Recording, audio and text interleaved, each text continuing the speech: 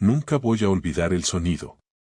Ese golpe seco, contundente, que retumbó en el pasillo como si algo, o alguien, hubiese aterrizado donde no debía.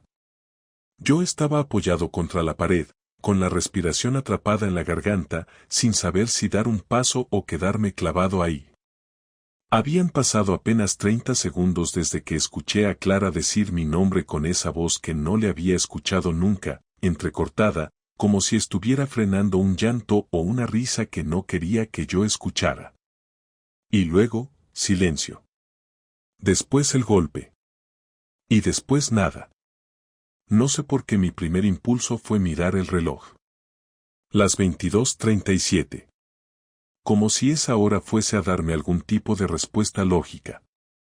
Pero no había lógica en lo que estaba pasando dentro de esa casa, nuestra casa en Vallecas, la misma donde pasábamos los domingos cocinando lentejas con música de los 80 de fondo, donde yo todavía tenía un cajón lleno de entradas de conciertos y papeles viejos que Clara siempre decía que iba a tirar sin avisarme. No, nada tenía sentido. Y aún así, yo estaba ahí, quieto en el pasillo, como si hubiese llegado antes de tiempo a una escena para la que no tenía guión.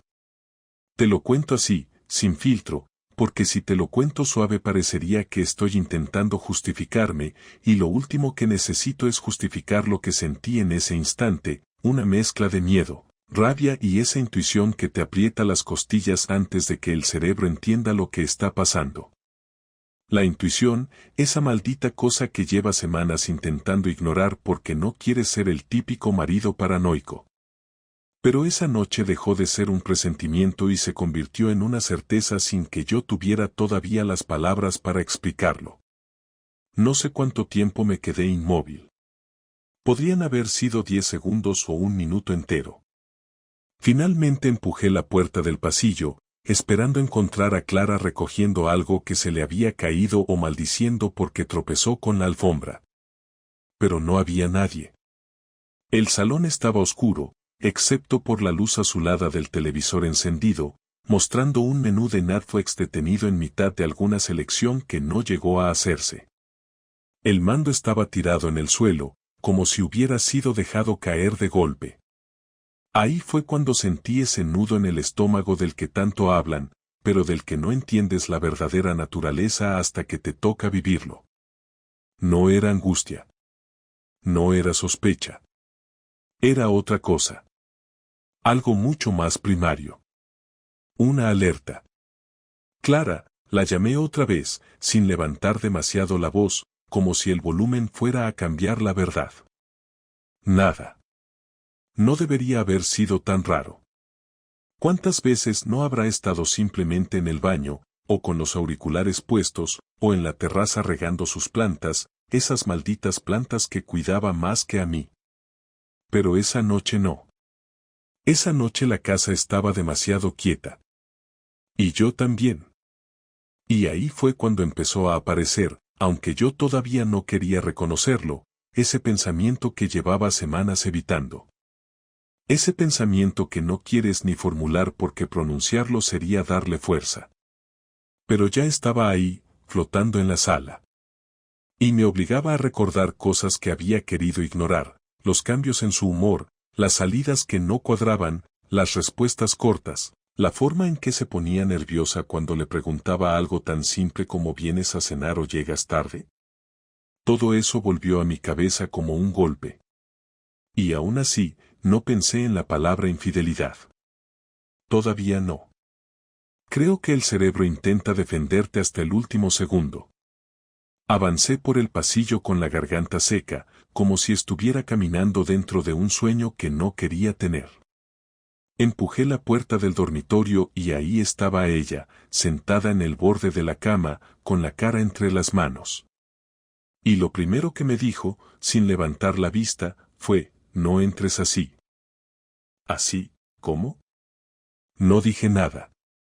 No había forma de responder a algo tan absurdo. Su voz estaba cargada de algo que no supe identificar en ese momento.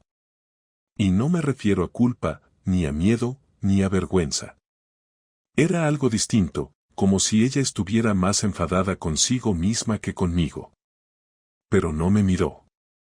Ni siquiera reaccionó cuando me acerqué un poco más. Solo repitió, más bajo, no entres así. Yo no sabía qué hacer. No sabía si preguntarle qué había sido ese golpe, por qué estaba así, o si debía simplemente sentarme a su lado. Pero antes de que pudiera lanzar cualquier intento de frase, ella se levantó de golpe, casi como si hubiera tocado un resorte. Estoy bien, dijo. Solo ha sido un día largo. Mentira. Clara nunca hablaba así. Eso fue lo que me rompió algo por dentro. Esa frase que podría haber dicho cualquiera. No ella.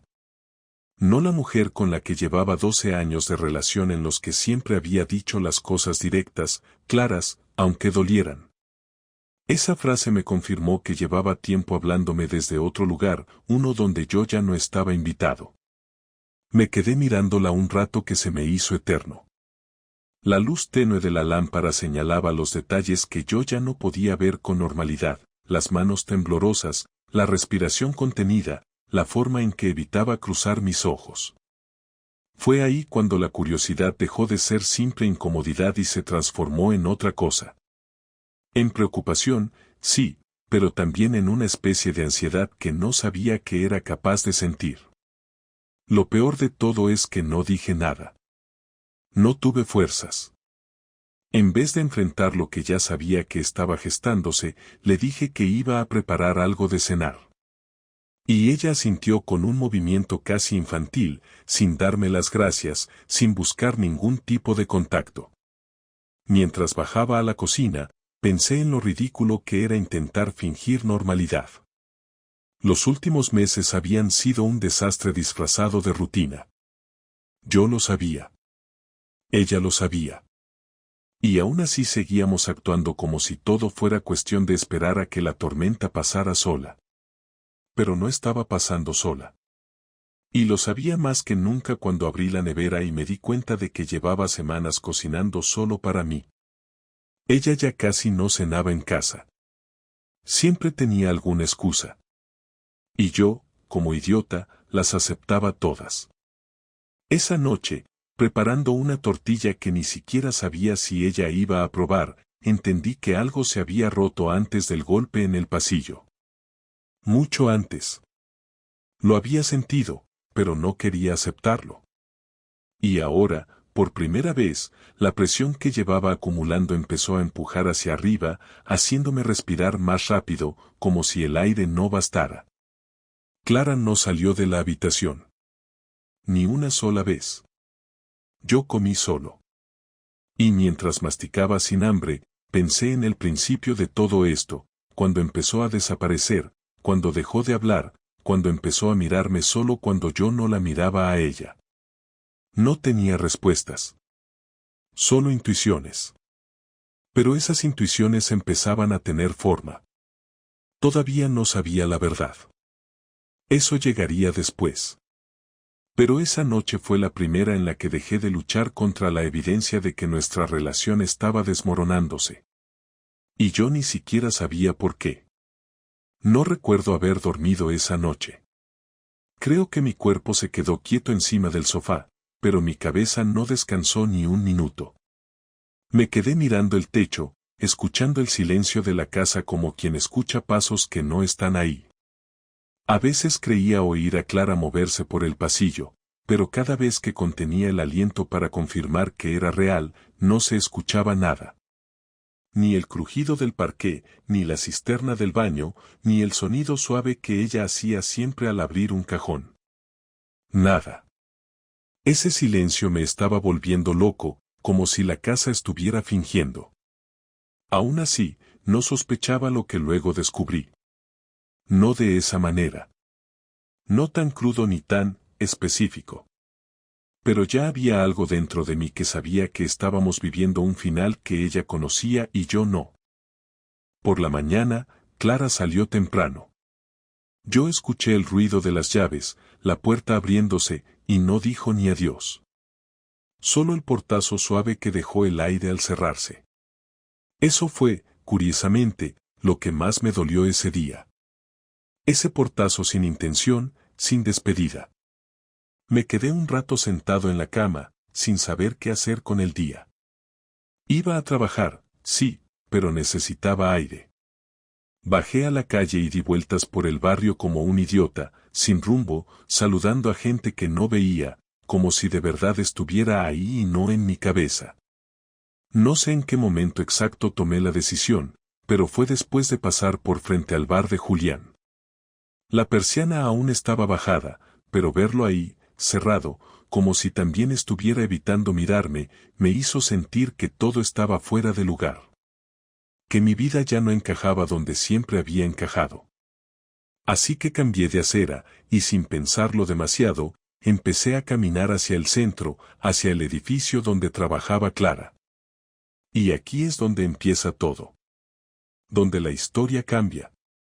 Porque la manera en que descubrí lo que estaba pasando no tiene nada que ver con móviles, mensajes, perfumes raros o esas tonterías que salen siempre en las historias. No. Lo mío fue distinto. Tan distinto que todavía hoy, cuando lo cuento, la gente me mira como si lo estuviera inventando. Clara trabajaba en un centro cultural, ya lo sabes. Organizan talleres, cursos, conferencias, lo típico. Tenía una sala grande, con ventanales al patio interior, donde ella a veces ayudaba a montar actividades. Y yo sabía que los jueves, a primera hora, tenían el taller de teatro improvisado. Lo sabía porque ella siempre se quejaba de que hacían demasiado ruido a las 9 de la mañana. No sé por qué esa información tonta se me quedó grabada, pero ese jueves sería clave. Llegué al edificio sin un plan. De verdad, sin ninguno. No iba a espiarla ni a buscar pruebas. Solo quería verla trabajar, verla moverse, como si eso fuera a explicarme lo que pasaba. Me acerqué a la puerta, saludé al conserje, un señor mayor al que le habré dicho buenos días 100 veces, y él me sonrió como siempre. Hoy viene pronto, me dijo, sin darle importancia. Yo asentí, aunque no tenía ni idea de que Clara había llegado antes de lo habitual. Y seguí caminando hacia el pasillo central, que conecta con las salas grandes. Y ahí es cuando escuché algo. No un ruido raro. No un nombre. No algo sexual. Nada de eso. Escuché mi apellido. No Clara, no él, no tu marido. Mi apellido. El mío. Dicho por una voz que no era la suya. Me quedé quieto. No fue un grito ni un susurro. Era una frase normal, dicha como quien habla mientras trabaja en algo. ¿Pero y si se entera? Preguntó esa voz masculina. Va a ser peor para ti si se entera por su cuenta. Tú sabes cómo es. ¿Cómo es? No quién es. No qué piensa. Ese detalle me golpeó. No hablaban de mí como se habla de un desconocido. Me conocían. O al menos, creían conocerme. Y estaban hablando de Clara. Me acerqué unos pasos más, con la sangre caliente en las orejas. No quería escuchar. Te lo juro. No quería. Pero escuché igual, porque no podía no hacerlo. No quiero hablar de eso ahora, dijo Clara. Y su tono no era el que usaba conmigo. Era más suave. No sé cómo explicarlo sin sonar dramático, pero era la voz que ella usaba cuando estaba cómoda. Tranquila. Casi, confiada. Me asomé por la puerta entreabierta de la sala.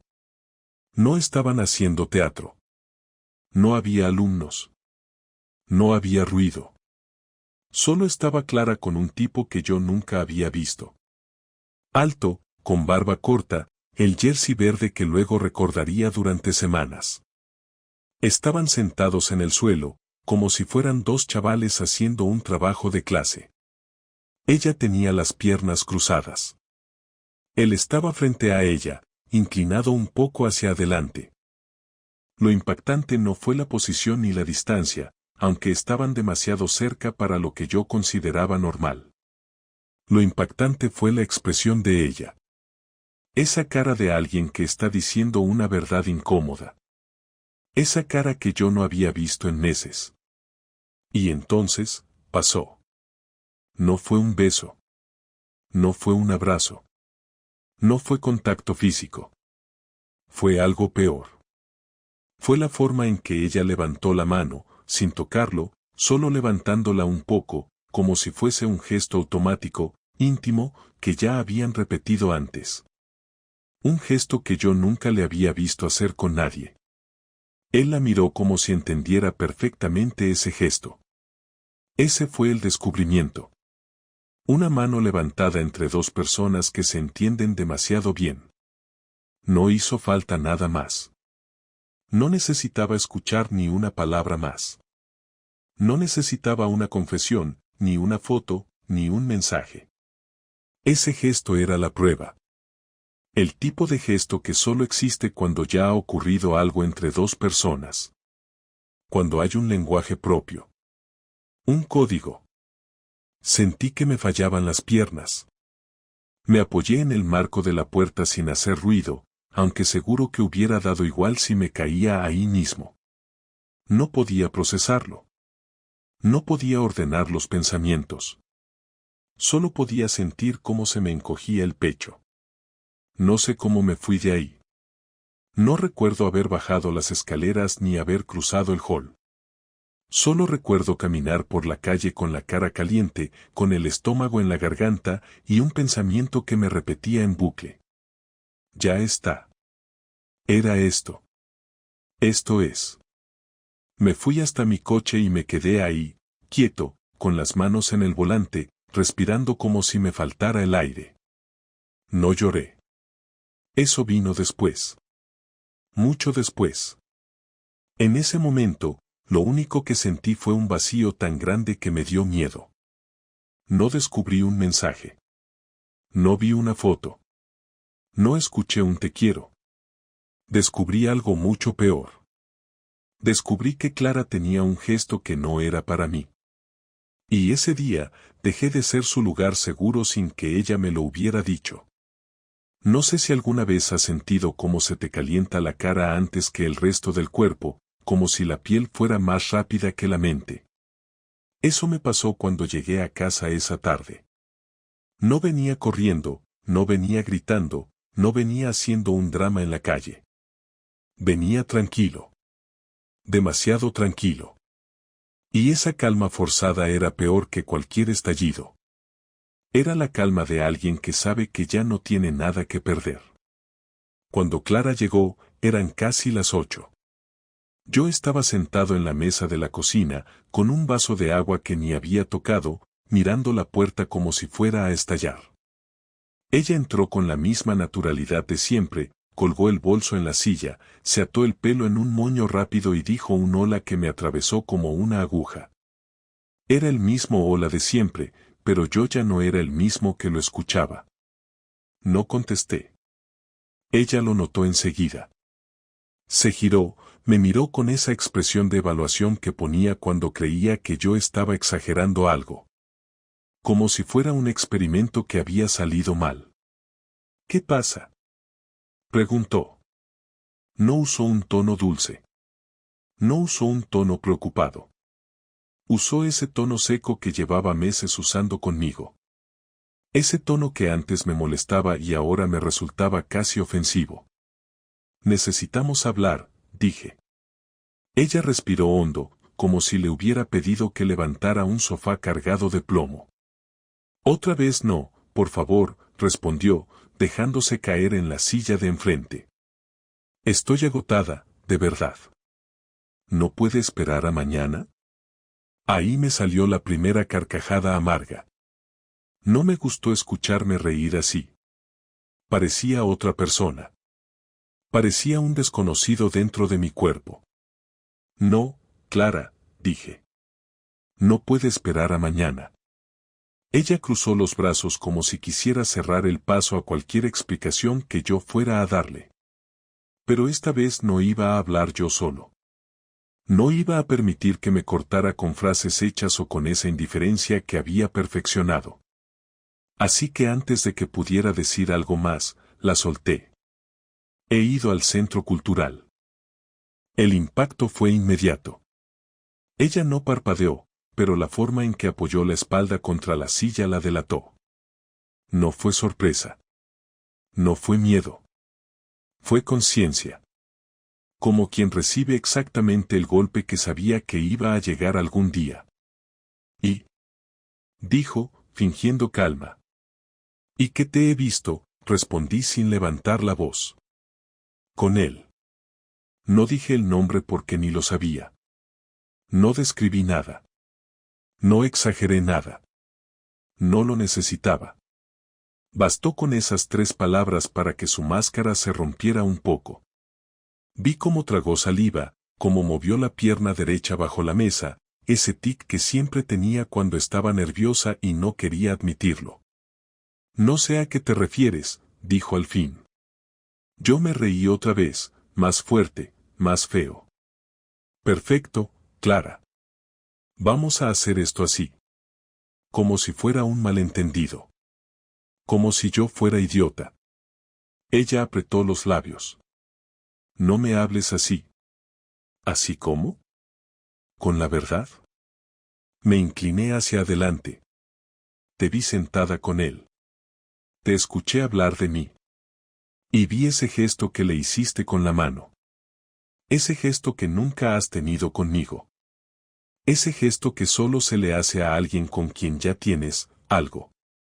Ella ladeó la cabeza, como si intentara procesar mis palabras una por una, buscando huecos donde defenderse. Pero no encontraba ninguno. Estás interpretando cosas, dijo. No. Estoy viendo lo que hay, respondí. Hubo un silencio largo. Un silencio en el que los dos sabíamos que la conversación ya había cruzado un punto del que no había vuelta atrás. Ella respiró hondo, se frotó la frente, y por fin dijo algo que no esperaba. No pensaba que te enterarías así. Esa frase me levantó un ardor en el pecho que no sé ni cómo pude contener. Me enderecé despacio, mirándola fijamente. ¿Así cómo? Pregunté. ¿Mirándote siendo otra persona? ¿Escuchándote hablar de mí como si yo fuera un obstáculo? ¿Viendo cómo te sientas en el suelo con otro tío como si lo conocieras de toda la vida? Ella golpeó la mesa con la palma de la mano, no fuerte, pero sí con la suficiente intención como para dejar claro que estaba harta. ¿No es lo que crees? Exclamó. Ah, ¿no? Dije, manteniendo el tono frío. Perfecto, explícame entonces lo que es. Venga. Estoy aquí. Tengo tiempo. Ella se quedó callada unos segundos, mirándome como si estuviera a punto de decir algo que le costaba romper. Y entonces, sin aviso, soltó una risa corta y nerviosa, casi desesperada. No estás entendiendo nada, dijo. No estoy con él. No es una relación. No es un romance. Ni siquiera sé si quiero algo con nadie ahora mismo. Ese ahora mismo me atravesó. ¿Con nadie? Repetí. ¿Eso me incluye a mí, supongo? Ella bajó la mirada. No contestó. Ese fue el golpe más duro. No la infidelidad. No el otro tipo. Fue ese silencio. Ese silencio que confirmaba que Clara ya no me consideraba parte de su vida de la misma forma. Que yo ya no era su elección.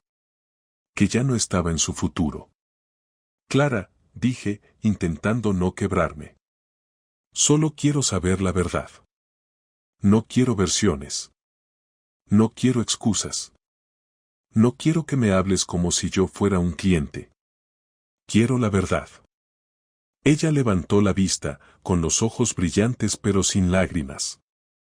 No te he engañado, físicamente, dijo, midiendo las palabras. Pero sí he cambiado. Sí he estado muy cerca de hacerlo. Sí he sentido cosas que no debería haber sentido. Sí he buscado esa conexión. Y sí, él estaba ahí. Y tú no. Ese tú no fue la puñalada. ¿Y por qué no te tenías a mí? Pregunté, la voz áspera. Ella golpeó la mesa otra vez, esta vez más fuerte. Porque tú también desapareciste. Soltó.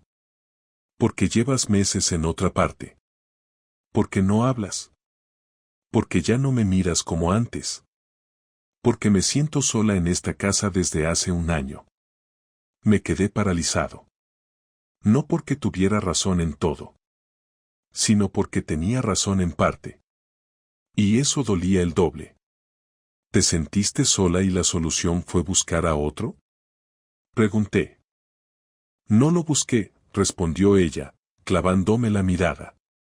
Pasó. Y no supe frenarlo. Y no supe decirte nada porque ya no sabía cómo hablar contigo sin que parecieras ausente. La discusión se volvió entonces más cruda. Más directa. Más llena de frases cortadas, de interrupciones, de rabia acumulada. Hubo momentos en los que los dos hablábamos a la vez. Momentos en los que ella lloraba sin querer llorar. Momentos en los que yo levanté un poco la voz y me arrepentí al instante. Pero lo esencial quedó desnudado. Ella había alimentado un vínculo emocional con otro hombre. Yo había permitido que la distancia creciera sin hacer nada. Y entre esa mezcla, el matrimonio se había roto sin que ninguno de los dos lo dijera en voz alta. La conversación terminó cuando ella dijo: No sé si quiero seguir contigo. Y yo, sintiendo como algo dentro de mí se desmoronaba, respondí: Pues entonces vamos a ver qué hago yo con eso. Nunca había sido una persona vengativa. Si alguien me hubiera preguntado hace un año qué haría si mi esposa llegaba a involucrarse con otro hombre, habría respondido algo ingenuo como: hablarlo, intentar entenderlo, arreglarlo. Pero la realidad es otra. Cuando te rompen desde dentro, cuando te quitan algo que dabas por seguro, cuando descubres que te excluyeron de tu propia vida sin avisarte, algo cambia. Algo se enciende. No es ira ciega ni violencia. Es una precisión fría. Una necesidad de recuperar el control, aunque sea por un segundo. Esa precisión fue lo que me sostuvo los días siguientes a nuestra discusión. Clara dormía en el sofá o en la habitación, según como estuviera el aire entre nosotros. La casa se volvió un lugar extraño, como si no fuera ni mía ni suya. Apenas cruzábamos palabras. Y cada silencio suyo, cada mirada evitada, era un recordatorio de que no solo había perdido algo, sino que ella ya lo había asumido antes que yo. Fue en ese ambiente, casi como respirando cenizas, cuando empecé a pensar qué quería hacer realmente. No vengarme por rabia, sino restablecer el equilibrio. Dejar claro que yo también podía tomar decisiones. Que yo también era capaz de mover algo en ese tablero, aunque ella creyera que ya estaba todo escrito. Lo primero fue algo pequeño. Un detalle. Un cambio de postura que ella no esperaba. Dejé de avisarle de mis horarios. Ella llevaba meses saliendo, entrando, inventando excusas vagas o diciendo simplemente voy a estar fuera, no me esperes. No lo hacía por maldad, lo hacía porque ya vivía en otra dinámica. Así que, un día, sin decir nada, empecé a hacer lo mismo. Salía temprano, volvía tarde, dejaba el móvil en silencio. No respondía a sus mensajes si no eran urgentes. Y cuando me preguntaba, las pocas veces que lo hacía, le decía lo que ella me había repetido tantas veces: cosas mías. La primera vez que se lo dije, levantó la vista con una rapidez que no había visto en meses. Como si, de repente, algo escapara de su control. ¿Cosas tuyas?, repitió, frunciendo el ceño. Sí, respondí, sin darle vueltas. Ya hablaremos. No hubo discusión. No dijo nada más. Pero ese gesto de incomodidad me confirmó que, por primera vez en mucho tiempo, ella era quien no sabía qué estaba pasando conmigo. Después, vino lo segundo. Algo más contundente. moví dinero. No escondido, no en secreto, nada ilegal.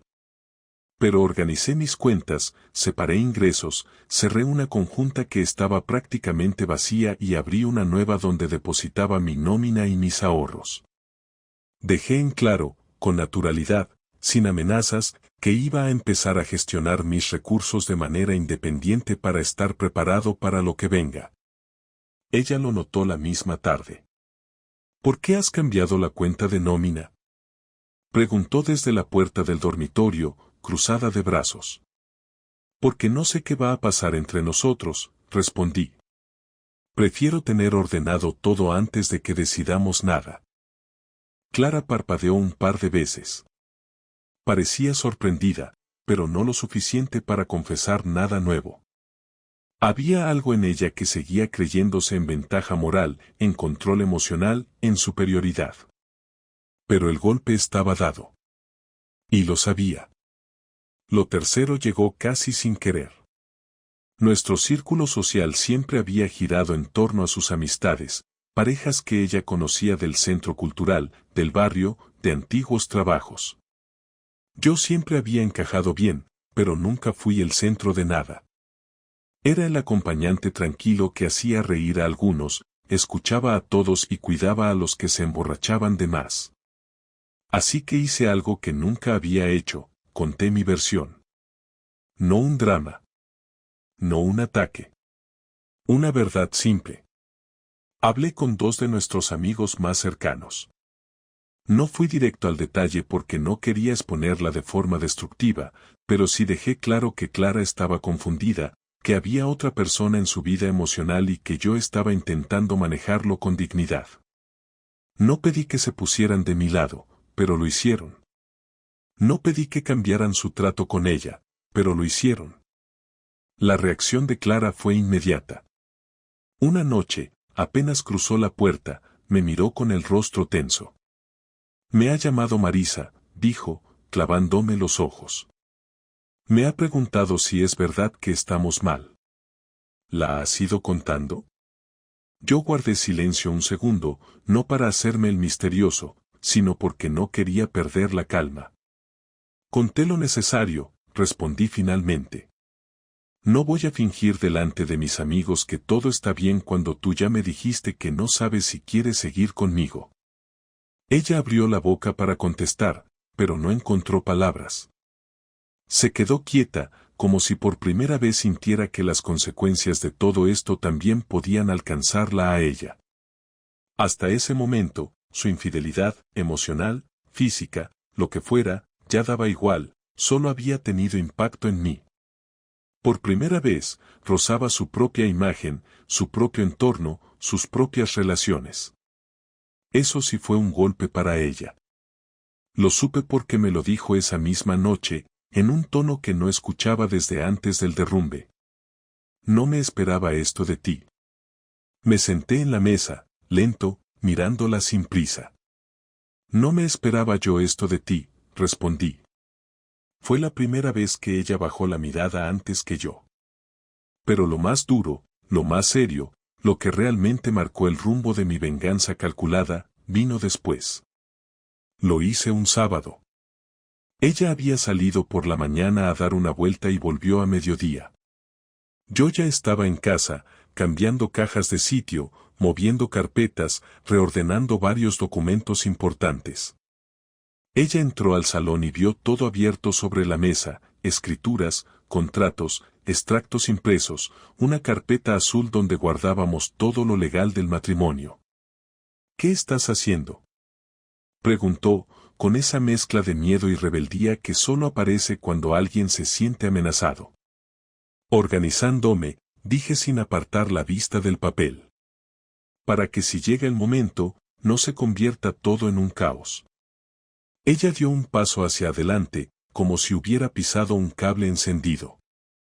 ¿Vas a dejarme?, preguntó, y esta vez no sonó desafiante, sino frágil.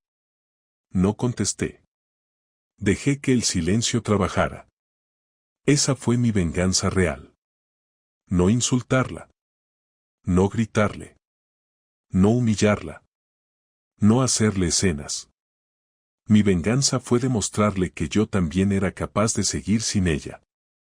Que yo también podía romper el hilo que nos unía. Que no era solo ella quien tenía poder para decidir el final. Tragué saliva y finalmente hablé. No lo sé todavía. Pero por primera vez en meses, lo estoy pensando en serio. Ella se apoyó en la pared. Se quedó sin aire. Sin palabras. Sin certezas. Y ahí, en ese instante, entendió algo que llevaba tiempo negando. Yo también podía marcharme. Y si lo hacía, no habría marcha atrás. Hay conversaciones que empiezan antes de que alguien abra la boca. Conversaciones que ya existen en el aire, en la forma en que dos personas caminan por la casa sin tocarse, en la manera en que una taza queda mal colocada en la mesa, en el modo en que el silencio se endurece hasta convertirse en un muro. La nuestra empezó así, mucho antes de que uno de los dos dijera tenemos que hablar.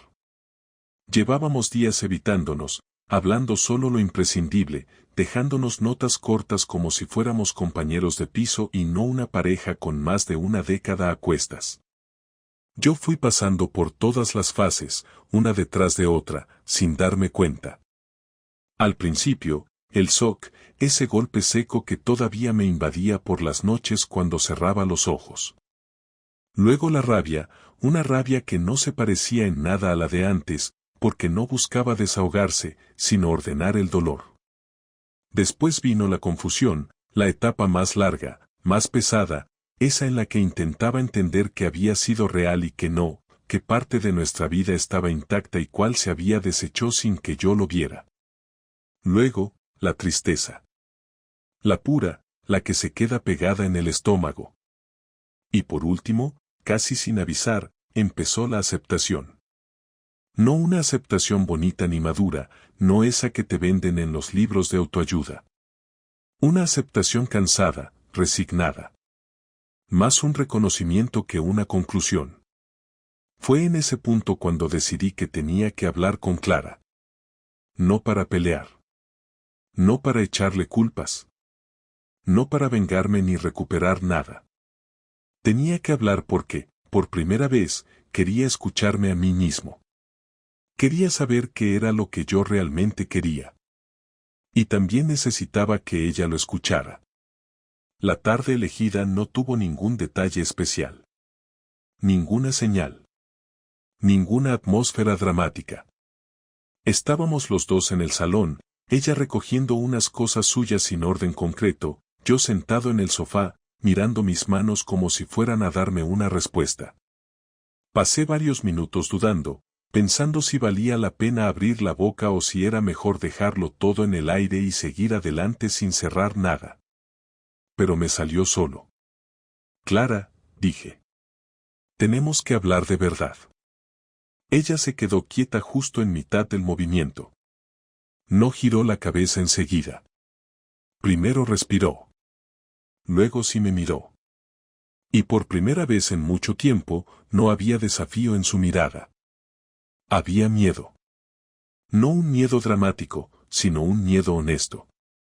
El miedo de alguien que sabe que lo que está a punto de escuchar va a cambiarlo todo. Se sentó en una silla frente a mí, con los codos apoyados en las rodillas y las manos entrelazadas. No dijo qué pasa, no dijo ahora no. Simplemente esperó. He estado pensando, empecé. Mucho. Más de lo que pensaba que era capaz. Y creo que ya sé lo que necesito decir. Ella tragó saliva, pero no me interrumpió. Sé que lo nuestro venía mal desde hace tiempo, continué. Sé que yo también desaparecí en ciertos momentos. Sé que nos fuimos alejando sin darnos cuenta. No estoy aquí para decir que tú has sido la única que ha hecho algo mal. Su expresión se suavizó, pero no por alivio. Fue más como si mi sinceridad le doliera un poco. Pero también necesito que entiendas, seguí, que lo que pasó con él, lo que sea que haya sido, me rompió algo. No por el acto en sí, sino por la manera. Por el silencio. Por la distancia. por enterarme cuando ya no tenía forma de evitarlo ni de hablarlo contigo a tiempo. Ella bajó la cabeza. Yo, no quería que fuera así, murmuró. Lo sé. Pero fue así. Me quedé un momento mirando la mesa entre nosotros. A veces uno necesita mirar un punto vacío para poder decir lo que realmente piensa. He pasado por todas las fases que existen, dije. Te odié, luego me odié a mí, luego intenté justificarte, luego intenté entenderte, y ahora ya no estoy en ninguna de esas. Estoy, tranquilo. No feliz. No en paz. Pero sí tranquilo. Y desde esa tranquilidad quiero preguntarte algo. Ella levantó la vista, con los ojos húmedos aunque no lloraba. Clara siempre lloraba hacia adentro. ¿Quieres seguir conmigo? Pregunté. Sin adornos. Sin frases cuidadas. Sin miedo a herirme. Quiero que me digas la verdad exacta. No la que suena bien. La que tú sabes dentro. Ella parpadeó varias veces.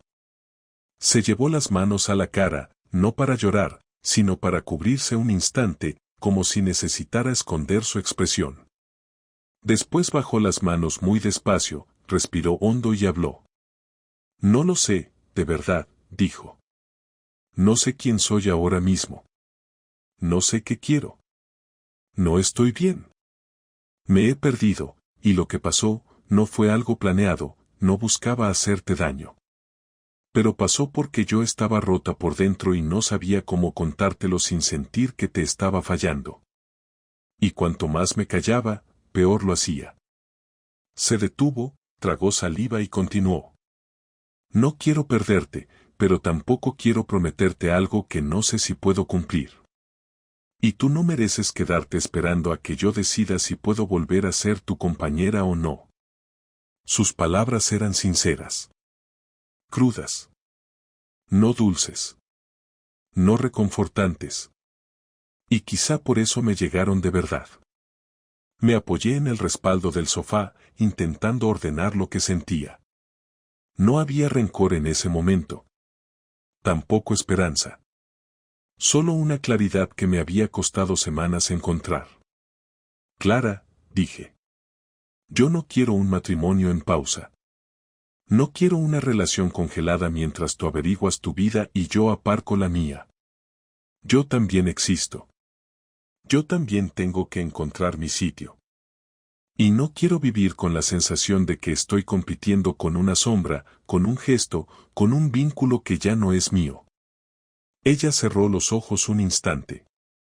Le temblaron los labios, pero no habló. Así que, mi decisión es esta, continué, voy a seguir adelante. No te estoy echando de casa, no estoy pidiendo que nos peleemos por nada, no quiero guerra. Solo quiero, avanzar. Separarnos. Hacerlo con respeto.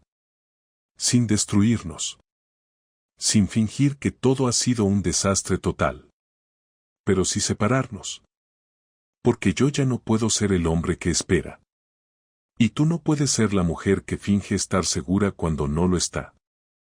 Ella dejó escapar un sonido pequeño, como un suspiro que se le escapaba por accidente. No lloró, pero su cara expresó más que cualquier lágrima. Lo entiendo, dijo casi sin voz. Lo sé, contesté. Y en ese momento, aunque no nos tocamos, aunque no nos acercamos, aunque no hubo abrazo ni despedida, sentí algo parecido a un cierre. No fue bonito. No fue limpio. Pero fue real. La última conversación terminó sin gritos, sin reproches, sin dramatismos. Terminó con dos personas aceptando que ya no podían salvar algo que llevaba roto demasiado tiempo.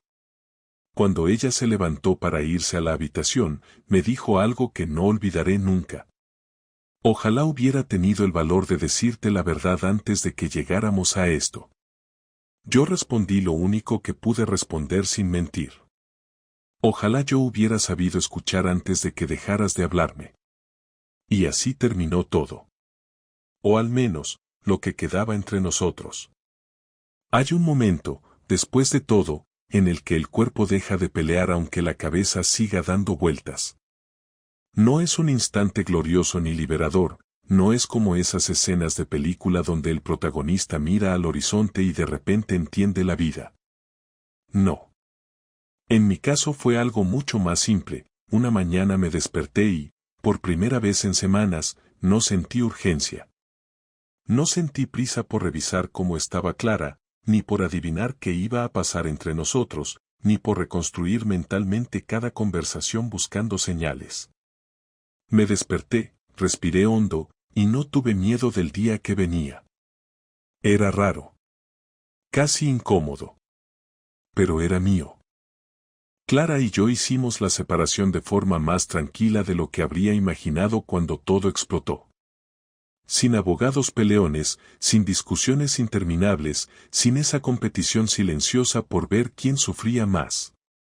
Lo hablamos como dos personas que habían llegado al final del camino juntas, pero que todavía tenían la capacidad y la voluntad de no destruirse en el proceso. Ella se quedó en el piso unos meses mientras buscaba algo más acorde con su nueva vida. Yo empecé a dormir en un estudio pequeño que alquilé en el barrio de al lado, con un colchón nuevo, una mesa de madera barata y una ventana que daba a un patio donde siempre había una bicicleta rota apoyada en la pared.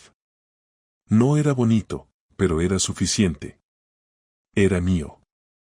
Y sobre todo, era un lugar donde ya no me dolía respirar. La primera semana en el estudio fue extraña. Había silencios distintos. Silencios limpios. Silencios que no escondían nada. Podía entrar y salir sin que nadie me esperara ni me evitara. Podía hacerme la cena aunque fuera solo un plato de pasta que sabía a poco.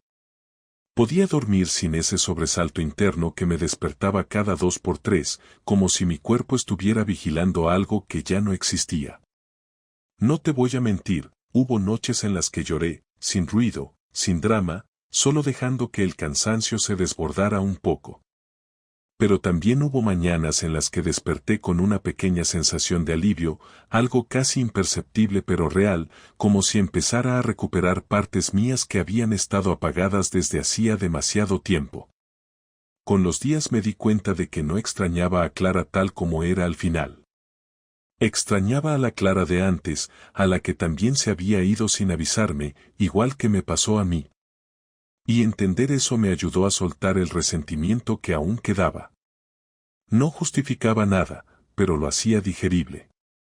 Me permitió verla no como la mujer que me rompió, sino como una persona que también estaba rota, que también se perdió, que también tomó decisiones desde un lugar oscuro. No la convertí en villana ni en mártir. Simplemente la puse en su sitio, un capítulo grande, importante, imperfecto, que había llegado a su fin. Hubo un día clave, sin embargo, que marcó el cierre definitivo. Estábamos terminando de dividir unas últimas cosas, papeles sueltos y cajas que aún quedaban en el piso. Ella parecía más serena que en semanas anteriores, casi aliviada también, aunque con ese aire triste que uno reconoce pero no pregunta. Cuando acabamos, se quedó un momento apoyada en la mesa del comedor.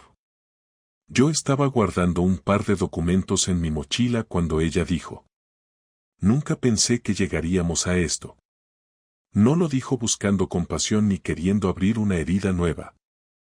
Lo dijo como quien mira algo que se ha roto y, por primera vez, acepta que ya no sirve intentar pegarlo. Yo apoyé la mano en la mochila, respiré y respondí. No éramos nosotros ya. Solo seguíamos por inercia. Ella asintió, sin lágrimas, sin reproches. Después añadió: «Ojalá podamos recordar lo bueno algún día». Y lo dijo de una forma tan sencilla, tan honesta, que me sorprendió. No respondí enseguida, porque me costaba encontrar palabras que no sonaran huecas. Al final dije: «Con el tiempo, sí. Quizás sí». Y ese fue el cierre. No un abrazo. No una despedida épica. Solo dos personas aceptando que habían compartido una historia que terminó, pero que no necesitaba convertirse en un campo de batalla. Salí del piso esa tarde con una sensación extraña, mitad alivio, mitad tristeza, pero sin esa presión en el pecho que me había acompañado los meses anteriores. Bajé las escaleras con paso lento, y al pisar la calle sentí algo que no esperaba en absoluto: ligereza. Una ligereza tímida, pero real. Los días siguientes empecé a reconstruir mi vida en pequeñas piezas. Volví a correr por el parque, aunque mis piernas parecieran de madera. Empecé a cocinar mejor de lo que creía capaz. Llamé más seguido a mis amigos, esta vez sin máscara. Ordené mi estudio como si estuviera acomodando mi cabeza. Descubrí que disfrutaba del silencio. Y también descubrí que no necesitaba llenar cada hueco con alguien ni con algo. Y sí, hubo momentos de vacío. Pero eran vacíos sanos, vacíos lógicos. No esos vacíos contaminados que sentía al final del matrimonio. Lo que aprendí, aunque suene raro, es que no todas las pérdidas son un fracaso.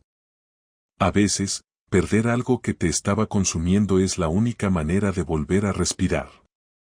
Perder una relación no significa perder tu valor. Significa que algo dejó de funcionar y que tienes derecho a moverte, a sanar, a construir de nuevo sin quedarte atrapado en la versión rota de ti mismo. No he vuelto a hablar mucho con Clara. Nos enviamos mensajes puntuales sobre cosas prácticas que aún quedan por cerrar, pero nada emocional. Y está bien así. No tengo necesidad de más. Ni de menos. Cada uno sigue su camino con sus propios desafíos.